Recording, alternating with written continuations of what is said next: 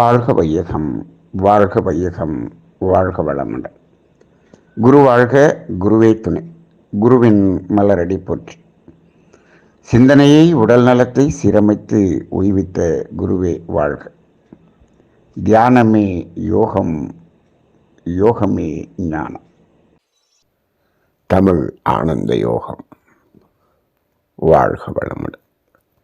இன்றைய சிந்தனை, பாவங்களை சுமக்கும் மனிதன்.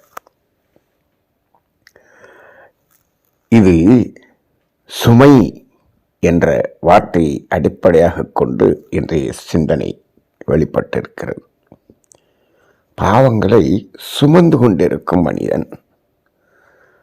இப்போ சுமந்து கொண்டிருப்பது என்றால் அது மனதின் உணர்வுக்கு வெளியிலே, புறத்திலே அது ஒரு சுமையாக, ஒரு துன்பமாக, அல்லது துன்பம் வருவது என்பதற்கான ஒரு பய உணர்வாக இப்படி இருப்பதைத்தான் சுமை என்று சொல்லுகிறோம். இப்போ துன்பம் ஏற்கனவே அனுபவித்திருக்கிறோம் என்பதையும் மனம் சுமையாக பார்க்கிறது. துன்பம் வந்துவிடுமோ என்பதையும் சுமையாக பார்க்கிறது. துன்பம் வருவதற்குரிய சூழ்நிலை இருந்தாலும் அதையும் சுமையாக பார்க்கிறது. அப்ப இந்த துன்பம் என்பது எதன் அடிப்படையில் வருகிறது என்று பார்த்தால், அந்த வினைப்பதிவு என்ற பாவப்பதிவு ஒன்று மட்டும்தான் விளைவாக நமக்கு துன்பமாக வருகிறது. அப்ப இந்த பாவங்களை சுமக்கும் மனிதன் என்ற தலைப்பு அப்படின்னு பார்த்தா, இது ஒன்றுதான் சுமையாக இருக்கிறது என்பதை நாம் அறிந்து கொள்ளலாம். இப்போ பதிவு என்று சொன்னால் 2 பதிவுகள் இருக்கிறது. பாவப்பதிவு, புண்ணிய பதிவு என்று சொல்லுகிறோமே. பாவமும் பதிகிறது, புண்ணியமும் பதிகிறது என்று சொல்லுகிறோமே. சரி, பாவத்தை சுமந்து கொண்டிருக்கும் போது அந்த சுமை துன்பமாக தெரிகிறதே, அந்த புண்ணியம் என்ற சுமை நமக்கு இன்பமாகவும் மகிழ்ச்சியாகவும் தெரிய வேண்டுமே. அப்படி ஒன்றும் தெரியவில்லையே. அப்படி ஏதாவது ஒரு சுமை, புண்ணியம் என்ற சுமை சுமந்து கொண்டு யாராவது ஒரு மகிழ்ச்சியாக இன்பமாக இருப்பதை பார்த்திருக்கிறோமா என்று கேட்டால், பொதுவாக மனித வாழ்க்கையை பாருங்கள். எப்பொழுதும் துன்ப உணர்வு அல்லது துன்ப உணர்வுக்கான ஒரு பயம், இடையில இன்பம் மகிழ்ச்சி என்பது வந்து போவது போலதான் இருக்கிறதே தவிர, நிலையான சுகம், நிலையான மகிழ்ச்சி, நிலையான இன்பம் என்ற ஒன்று எவரிடமும் இல்லை. எவரிடமும் இல்லை. அதாவது எவரிடமும் இல்லை என்று சொன்னால், இந்த பாவப்பதிவுகள் என்ற ஒன்றை சமன் செய்து அழித்து ஒரு ஞான நிலையில் இருப்பவர்களை தவிர சாதாரணமாக இந்த சமுதாய மனிதர்கள் யாரிடமும் அப்படி இல்லை. நிலையான சுகம் என்பது இல்லை. சரி, ஆனால் மனிதன் நிலையான சுகத்தை தான் தேடுகிறோம். நிலையான துன்பம் இருக்கிறதா? இருக்கிறது. ஒரு துன்ப உணர்வு அது அப்படியே துன்ப உணர்வாக நீடித்து கொண்டே இருக்கிறதே. ஆனால் ஒரு இன்பம் மகிழ்ச்சி என்ற உணர்வு வருகிறது. ஆனால் அப்படியே இருந்து கொண்டே இருக்கிறது என்று எங்கேயாவது சொல்ல முடிகிறதா? இல்லை. ஒருவன் ஒரு துன்ப உணர்வை அனுபவித்து விட்டு அதை கவலையாக்கி கொள்கிறான்.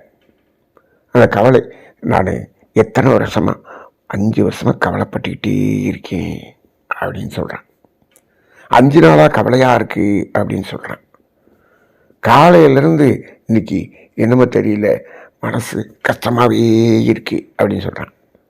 சரி, இப்போ ஏதாவது ஒன்றை பெறுகிறான், அதை அனுபவிக்கிறான், இன்பமாக இருக்கு. இப்போ காலையில் என்ன பண்ணா, அவனுக்கு பிடித்த ஒரு உணவை சாப்பிட்டான், கிடைத்தற்கரிய ஒரு உணவை சாப்பிட்டான். மாலையில் சொல்கிறான், காலையிலிருந்து எனக்கு இன்பமாகவே இருக்கு. எங்காவது சொல்ல கேள்விப்பட்டிருக்கிறீர்களா? இல்லை, சாப்பிடும்போது இன்பமாக இருந்தது என்று சொல்லுகிறான். அப்படியே இருக்குன்னு சொல்லலையே. ஆனால் மற்ற துன்பத்தை என்ன சொல்கிறான், காலையிலேருந்து எனக்கு துன்பமாகவே இருக்கு, அவர் பேசுனது எனக்கு துன்பமாகவே இருக்கு அப்படின்னு சொல்கிறான். இருக்கு. ஆனால் ஒருத்தர் ஒரு பாராட்டு செய்கிறார், ஏதோ ஒரு மகிழ்ச்சியான ஒரு செய்தியை சொல்கிறார். அப்போ அவர் சொல்லும்போது மனசுக்கு ரொம்ப இதமாக இருந்தது என்று சொல்கிறார். இருந்து கொண்டிருக்கிறது என்று சொல்லலை, ப்ரெசன்ட் கண்டினியூஸ் டென்ஸில் சொல்லலை, அது பாஸ்ட் டென்ஸில் தான் சொல்கிறார். நல்லா சிந்தனை செய்து பாருங்கள். எங்காவது அப்படியே இருந்து கொண்டே இருக்கிறோம் அப்படிங்கிறதுல இந்த துன்பம் என்ற உணர்வும் அதை கவலையாக மாற்றிய உணர்வும் தான் இருந்து கொண்டே இருக்கக்கூடியதாக இருக்கிறது. ஆனால் ஞானிகள் போன்ற ஒரு மகான்களுக்குத்தான் அந்த இன்பம், சுகம், அமைதி, ஆனந்தம், மகிழ்ச்சி இது இருந்து கொண்டே இருக்கிறது. அப்போ அதுவும் இருந்து கொண்டே இருக்கக்கூடிய ஒன்றுதான். ஆனால் சாதாரண மனிதன் என்ன செய்யவில்லை, அந்த நிலைத்த சுகம், நீடித்த சுகம் என்பது அடைவதற்கான ஒரு பாதையில் பயணித்து அதற்கு செய்ய வேண்டிய செயல்களை செய்யவில்லை. அதற்கு என்ன செய்ய வேண்டும் என்று சொன்னால், இந்த சுமையாக இருந்து கொண்டே இருக்கிறதல்லவா, சுமந்து கொண்டே இருக்கக்கூடிய அந்த பாவப்பதிவுகள் இருக்கிறதல்லவா, அதை அழித்து விட வேண்டும். அதை அழித்து விட்டால் இந்த சுமை என்பது இருக்காது. அப்போ என்ன ஆகும், சுகம் என்பது இருந்து கொண்டே இருக்கும். எப்பொழுது?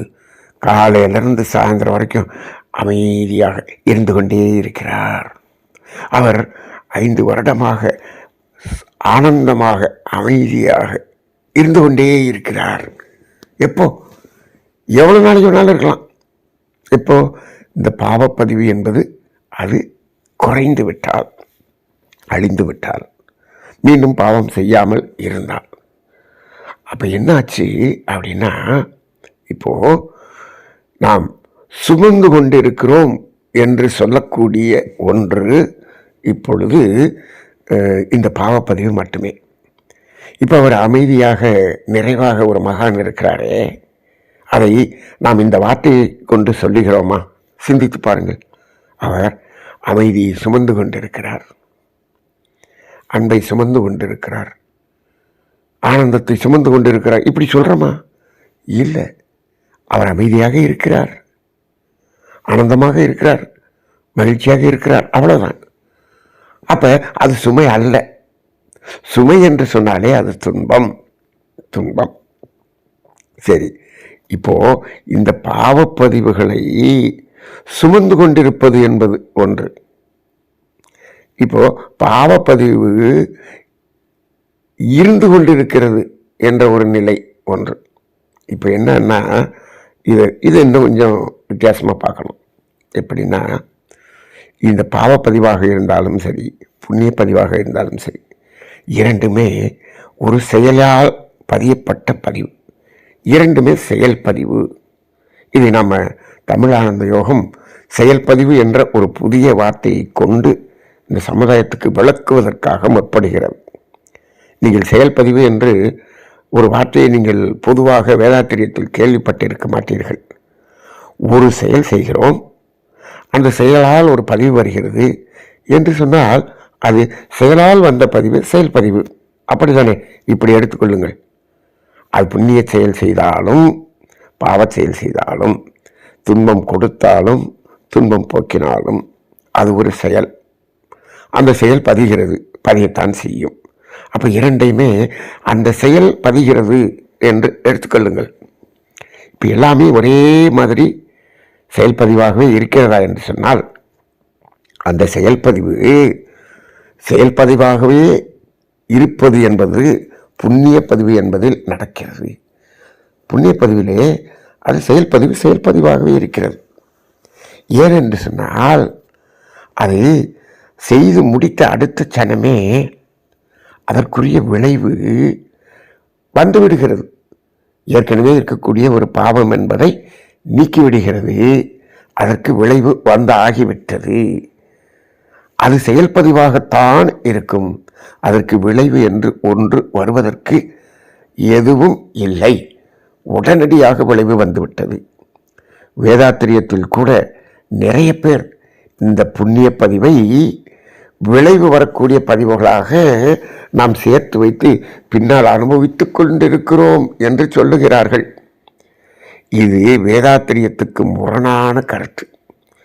இப்படி ஒரு ஆசையை காட்டி அவர்கள் அந்த அன்பர்களை மோசம் செய்வதற்காக சொல்லக்கூடிய கருத்தாகத்தான் இருக்கும்.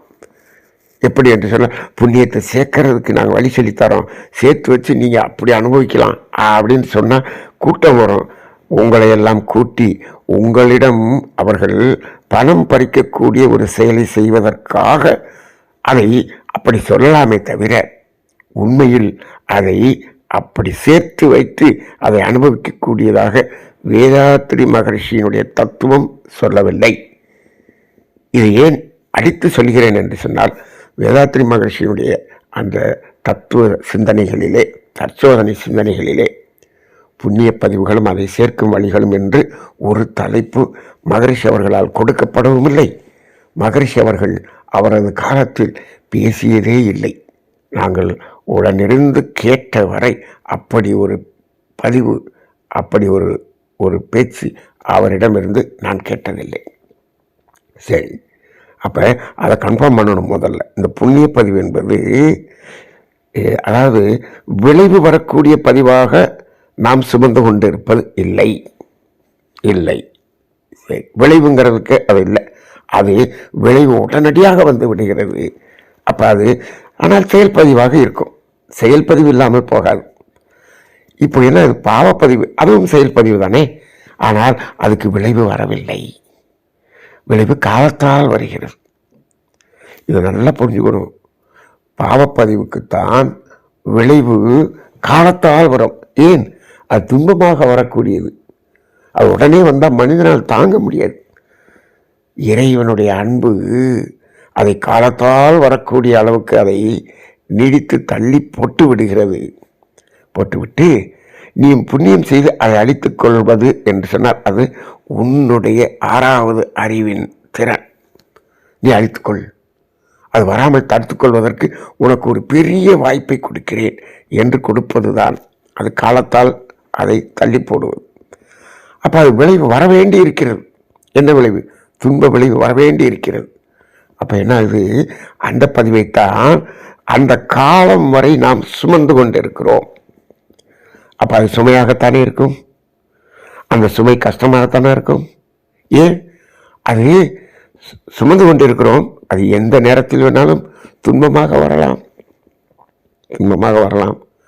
அதனால்தான் அது நமக்கு சுமை என்ற ஒரு வார்த்தையால் நாம் அதை சொல்லுகிறோம். அது சுமையாக இருக்கிறது. அப்போ செயல்பதிவாக பாவம் புண்ணியம் ரெண்டும் பதிந்து ரெண்டுமே நம்மளுடைய கர்மயத்தில் இருந்தாலும் அந்த புண்ணியம் என்ற பதிவு, அந்த செயல்பதிவு நமக்கு சுமையாக இல்லை, சுமையாகவும் இல்லை. அது மகிழ்ச்சி, ஆனந்தம், நிறைவு அப்படியும் இல்லை. அது ஒரு பதிவு இருக்கிறது. அந்த புண்ணியம் என்ற செயல்பதிவு மீண்டும் எண்ணமாக வந்து மீண்டும் செயலாக செய்து இன்னொரு பாவப்பதிவை அளிப்பதற்கு அது உதவும். இப்போ இங்கே பாவப்பதிவு இருக்கிறது, அது துன்பமாக வருவதற்கு காத்திருக்கிறது. எப்பொழுது வருமோ என்ற ஒரு பயம் இருக்கிறது அல்லவா, அதுதான் சுமை. நமக்கு வந்துவிடுமோ என்பதுதான் சுமை. ஆனால் இப்படி சுமந்து கொண்டிருக்கக்கூடிய மனிதன் ஒரு பாவச் செயலை செய்யும்போது இதை செய்தால் அது சுமையான பாவப்பதிவாக மாறி நமக்கு அது ஒரு பயத்தை கொடுக்குமே, இதை செய்யாமல் இருக்க வேண்டுமே என்று சிந்திக்கிறானா? சிந்திக்கவில்லை. இதை யார் சிந்திக்க முடியும்? வேதாத்திரிய தத்துவத்தின் மூலமாக இந்த கர்மவினை தத்துவத்தை தெளிவாக தெரிந்து கொண்டவனால் மட்டும்தான் அதை சிந்திக்க முடியும். தெளிவாக தெரிந்து கொண்டவன் மட்டும்தான். இன்றைக்கு வேதாத்திரியம் படித்தவர்கள் அத்தனை பேரும் அந்த பாவ பதிவுகளை மீண்டும் மீண்டும் மீண்டும் செய்து கொண்டே இருக்கிறார்கள், பார்த்து கொண்டே இருக்கிறோம். பெரிய ஆசிரியர்கள் கூட, வேதாத்திரிய ஆசிரியர்கள் கூட இங்கு இந்த வேதாத்திரியத்தை நடத்தி கொண்டு அங்கு பாவம் என்ற செயலை செய்து கொண்டே இருக்கக்கூடியதை நாம் பார்க்கிறோம். பெரிய பெரிய பாவத்தை கூட செய்து கொண்டிருப்பதை பார்க்கிறோம். அப்ப இது மக்களால் இங்கு பகிரப்படுகிறது. எப்படி இதை பேசிக்கொண்டு எப்படி இதை செய்ய முடிகிறது என்று பலர் கேள்வி கேட்கிறார்கள். நமது ஆனந்த யோகம் ஒரு பதிவில் கூட ஒரு அன்பர் அந்த கமெண்ட்ல அப்படி ஒரு கேள்வி கேட்டிருந்தார். வேதாத்திரியம் என்ற ஒரு ஆன்மீகமே படிக்காத ஒரு மனிதன் கூட செய்யாத செயல்களை இதில் ஆசிரியராக இருந்து கொண்டு இருப்பவர் செய்கிறாரே என்று ஒருவர் அதில் பெரிய கேள்வியை கேட்டிருந்தார். அப்படி என்றால் சமுதாயம் இதை உற்று பார்க்கிறது. அப்ப நம்ம என்ன பண்றோம்? இப்போ இந்த வேதாத்திரியத்தில் உள்ள கர்மவினை தத்துவத்தை தெளிவாக புரிந்திருந்தால் நம்மளால் அந்த அளவுக்கான பெரிய செயல்களை செய்ய முடியாது. ஏன்? ஏற்கனவே இது சுமையாக இருக்கிறது என்பதை உணர்ந்து கொண்டிருக்கிறோம். எதற்காக ஒரு புதிய சுமையை நாம் உண்டு பண்ண வேண்டும்? அப்ப அதை செய்யக்கூடாது என்ற ஒரு நிலை வரும். நான் அழுதியிட்டு சொல்லுவேன். அதாவது துன்பம் கொடுக்கும் செயல்களை, பெரிய அளவில் இருக்கக்கூடிய துன்பம் கொடுக்கக்கூடிய செயல்களை பணத்துக்காக, பொருளுக்காக, சொத்து சேர்க்க வேண்டும் என்பதற்காக, அதை எவ்வளவு பணம் வந்தாலும் இவ்வளவு பெரிய துன்பத்தை கொடுப்பதற்கு யாருக்கு மனம் கூசுகிறதோ அவர் மட்டும்தான் வேதாத்திரிய உண்மை சீடனாக இருக்க முடியும். நாம் அதனால சொல்றோம், நம்ம தமிழானந்த யோகத்தில் வேதாத்திரிய உண்மை சீடர்கள் என்று சொல்வோம். யார் உண்மை சீடர்கள்? துன்பம் கொடுப்பதற்கு மனம் கூசுகிறதே, துன்பம் கொடுப்பதை நிறுத்தி இருக்கிறார்களே, குறைத்திருக்கிறார்களே, அவர்கள் மட்டும்தான் வேதாத்திரிய உண்மை சீடர்கள். எல்லாருக்கும் துன்பத்தை கொடுத்துக்கிட்டே வேதாத்திரியம் நாங்கள் பாடம் நடத்தி கொண்டு இருக்கிறோம் என்றால் அது உண்மை சீடர்கள் அல்ல. அது சும்மா வெறும் அதை படித்து கொண்டு அந்த பாடத்தை நடத்தக்கூடியவர்களாக இருப்பார்கள். அங்கு ஏன் என்று சொல்கிறோம் என்று சொன்னால், இங்கு பாடம் நடத்துவது முக்கியமல்ல, செயல் மாற்றம்தான் முக்கியம். செயல் மாற்றம் தான் முக்கியம். எந்த அளவிலும் மனிதர்களுடைய மனதை துன்பப்படுத்தி விடாமல் இருப்பவன் தான் வேதாத்திரிய சீடனாக இருக்க முடியும். சரி, அப்ப இந்த சுமந்து கொண்டிருக்கக்கூடிய ஒன்றை செய்ய மாட்டான். சரி, இப்பொழுது இது காலத்தால் வரும் வரை சுமையாக இருக்கிறது. இப்போ அந்த செயல்பதிவு, இந்த பாவத்தில் உள்ள செயல்பதிவு, அது என்னமாகவும் வரும், விளைவாக வர இருக்கிறது என்று சொல்கிறோமே, அது விளைவாக வர இருக்கிறது என்று சொல்லுகிறோமே, அது மீண்டும் எண்ணமாகவும் வரும். அப்ப எண்ணமாக வருகிறது என்று சொன்னால் அது மீண்டும் செயலாக மாறினால் மீண்டும் ஒரு சுமையாக மாறிவிடும். அப்ப அந்த இடத்துல என்ன பண்ணக்கூடாது, அதை செயல்படுத்தக்கூடாது என்பதுதான் வேதாத்திரியத்தில் தற்சோதனை. சரி, இப்போ இது இந்த பாவப்பதிவு விளைவாக வரக்கூடிய அந்த சுமை இருக்கிறதே, அதை அழித்து விட்டால் என்று சொன்னால் அதை செயலிழக்க செய்து விட்டால். எப்படி செயலிழக்க செய்வது? இப்போ ஒரு புண்ணியம் என்ற ஒன்று பதிகிறது, அது ஒரு பாவப்பதிவை செயலிழக்க செய்து விடுகிறது. ஆமாம், செயலிழக்க செய்து விடுகிறது என்று சொன்னால் அது விளைவாக வரக்கூடியது வராமல் நிறுத்தப்படுகிறது. சரி, அப்ப அந்த பாவப்பதிவு, அந்த செயல்பதிவு, அந்த பாவப்பதிவில் இருக்கக்கூடிய செயல்பதிவு இருந்து கொண்டே தானே இருக்கும், இருந்து கொண்டுதான் இருக்கும். ஆனால் அது சுமையாக இருக்காது, நம்மிடம்தான் இருக்கும், சுமையாக இருக்காது. இப்போ பாவப்பதிவு இருக்கிறது, அது மீண்டும் எண்ணமாக வரும்.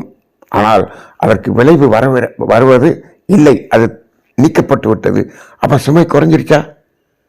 ஆனால் எண்ணமாக வருமே, அந்த பயம் இருக்க வேண்டும், அதில் விழிப்புணர்வு தான் இருக்க வேண்டும். வரட்டும், நான் அதை செயல்படுத்த மாட்டேன், அவ்வளவுதானே. எண்ணமாக வருவதனால் ஒன்றும் மீண்டும் பதியப்படுவது இல்லை. அந்த எண்ணத்துக்கு நாம் இடம் கொடுத்து அதை சொல்லாகவோ செயலாகவோ மாற்றினால்தான் அது பதியுமே தவிர அந்த வெறும் வரக்கூடிய எண்ணம் நமக்கு பதிவாகாது. நாம ஒரு எண்ணத்தை தூண்டினோம் என்று சொன்னால் அது பதிவு. ஆனால் அதுவாக ஒரு எண்ணம் வருகிறது என்று வைத்துக்கொள்ளுங்கள், அது நமக்கு பதிவாகாது. அப்போ அந்த இடத்துல அப்போ அது சுமை அல்ல, ஆனால் இருக்கிறது, ஆனால் சுமை இல்லை. இதை புரிந்து கொள்வதற்கு ஒரு சிறிய கதை. என்ன என்று சொன்னால், ஒரு மாடு அது மேலே ஒரு புல்லுக்கட்டு வச்சுட்டு ஒரு காட்டு வழியாக ஒருவன் செல்லுகிறான். காட்டு வழியாக நடந்து சென்று கொண்டே இருக்கிறான். மதியம் களைப்பாகிவிட்டது. ஒரு மரத்தடியில் அந்த நிலையில் அந்த மாட்டை கட்டிவிட்டு அவன் கொண்டு வந்த சாப்பாடை சாப்பிடுகிறான். இந்த மாட்டின் முதுகின் மேல் இருக்கக்கூடிய அந்த புல்லு கட்டு இருக்கு இல்லையா, அது இந்த மாடு என்ன ஆகுது, இந்த புல்லை வர சுமந்துக்கிட்டே வர வேண்டியிருக்கு, சுமையாக இருக்கிறது என்று அது உணர்ந்து கொண்டே, அந்த சுமையை உணர்வை உணர்ந்து கொண்டே வருது. இப்படி புல்லுக்கட்டை மேலே வச்சு நம்மகிட்ட கட்டி சுமக்க விட்டானேன்னு நினைக்குது. இப்போ அந்த புல்லுக்கட்டை எடுத்து கீழே போட்டான். அந்த புல்லுக்கட்டு முழுவதையும் அந்த மாடு சாப்பிட்டு விட்டது. சாப்பிட்ட பிறகு அப்புறம் இவனும் சாப்பிட்டான், திரும்பி நடக்க ஆரம்பித்தான். அப்போ அந்த மாடு நினைக்கிறதா, அப்பா இப்போதான் நிம்மதியாக இருக்குது. எப்படி புல்லுக்கட்டை சுமந்து முதுகெல்லாம் படிப்பா, இப்போ தான் அந்த சுமையே இல்லாமல் நான் எப்படி போகிறேன், நிம்மதியாக இருக்கேன் அப்படின்னு சொல்லுது. இப்போ புல்லுக்கட்டு எங்கே இருக்குது, அதனுடைய வயிற்றுக்குள்ளே போயிடுச்சு. அதுக்கிட்ட இருக்கா இல்லையா, அந்த புல்லுக்கட்டு அதுக்கிட்ட தான் இருக்குது. ஏன் சுமையாக தெரியவில்லை? அது வெளியில் இருக்கும் பொழுது சுமையாக தெரிகிறது. அது சாப்பிட்டு உள்ளே சாப்பிட்டுச்சு, இப்போ சுமையாக தெரியவில்லை. இப்போ இதிலிருந்து என்ன புரிந்து கொள்ளலாம்? வெளியில் இருக்கும்போது அப்படின்னு சொன்னால் அது விளைவாக வருவதற்காக காத்து கொண்டு இருக்கும் பொழுது அது சுமை. அது விளைவு வராமல் அதை புண்ணியம் செய்து அழித்து விட்டோம் என்று சொன்னால் அது விளைவு வராது, ஆனால் இருக்கிறது. அது மீண்டும் எண்ணமாகத்தான் வராது, நம்மிடம் தான் இருக்கிறது, ஆனால் சுமையாக இருப்பதில்லை. அப்ப பாவப்பதிவை மட்டும்தான் மனிதன் சுமக்கிறான். அந்த பதிவையே சமன் செய்துவிட்டு போக்கிவிட்டால் அது சுமையாக இருக்காது. இதற்காகத்தான் பாவப்பதிவுகளும் அதை போக்கும் வழிகளும் என்ற ஒரு தலைப்பை மகரிஷி அவர்கள் கொடுத்திருக்கிறார்கள். எவ்வளவு அற்புதமான தலைப்பு, எவ்வளோ அற்புதமான தலைப்பில் தற்சோதனையாக கொடுத்து மனிதர்களை அந்த சுமையை குறைப்பதற்காக மகரிஷி அவர்கள் இந்த தத்துவத்தை கொடுத்திருக்கிறார்கள். எவ்வளவு பேர் குறைத்திருக்கிறோம். இப்போ சிந்தனை செய்து பாருங்கள், இதை குறைத்து பாருங்கள், சுகமாக இருக்கும். அப்பொழுது இந்த சுமையை நீக்கிவிட்டீர்கள் என்று சொன்னால் சுகம் தானாக வரும். அப்படி இல்லாமல் நீங்கள் சுகத்தை தேடி எந்த ஒரு நிரந்தரமான நிலைத்த சுகத்தையும் தேட முடியாது. இது எத்தனை பெரிய கோடீஸ்வரனாக இருந்தாலும் தேட முடியாது. எவ்வளவு பெரிய புகழ் வளைந்த அதிகாரம் வாய்ந்த ஒரு அதிகாரியாக இருந்தாலும் பெரிய அன்பர்களாக இருந்தாலும் அதை பெற முடியாது. நிலைத்த சுகம், நீடித்த சுகம் பெற வேண்டும் என்று சொன்னால், சுமை குறைய வேண்டும் என்று சொன்னால், பாவப்பதிவு நீங்க வேண்டும். அது நீங்க வேண்டும் என்று சொன்னால் புண்ணியம் செய்ய வேண்டும். அப்படி என்றால் என்ன செய்ய வேண்டும்? துன்பம் போக்கும் செயல்களை செய்ய வேண்டும், தொண்டு செய்ய வேண்டும், சேவை செய்ய வேண்டும், தர்மம் செய்ய வேண்டும். இதெல்லாம் செய்யணும், புண்ணிய காரியங்களை செய்யணும். இப்போ நம்ம என்ன செய்யலாம்? இந்த சிந்தனையை இந்த சமுதாயத்தில் இருக்கக்கூடிய ஒவ்வொருவருக்கும் அதை அனுப்பி பகிர்ந்து பாருங்கள். இதை கேட்டு ஒருவர் அவருடைய துன்பத்தை போக்கினார் என்று சொன்னால் உங்களுடைய சுமை ஒன்று குறைகிறது. என்ன செய்யலாம்? இந்த பதிவை ஒரு பல லட்சம் பேருக்கு இதை பகிர்ந்து அனுப்பலாமா? பார்ப்போம் எவ்வளவு பேர் பார்க்கிறார்கள் என்று, இந்த பதிவு எந்த அளவுக்கு பகிரப்படுகிறது என்று நாமும் பார்ப்போம். நீங்கள் இதை கேட்கிறீர்களா? இதை கேட்டுவிட்டு புண்ணியம் என்ற ஒரு செயல் செய்து சுமையை குறைக்கிறீர்களா என்பதை இந்த பதிவு எவ்வளவு தூரத்துக்கு நாம் இந்த சமுதாயத்தில் பகிர்கிறோம் என்பதில் நாம் அதை ஒரு அளவீடாக அறிந்து கொள்ளலாம். வாழ்க வளமுடன்.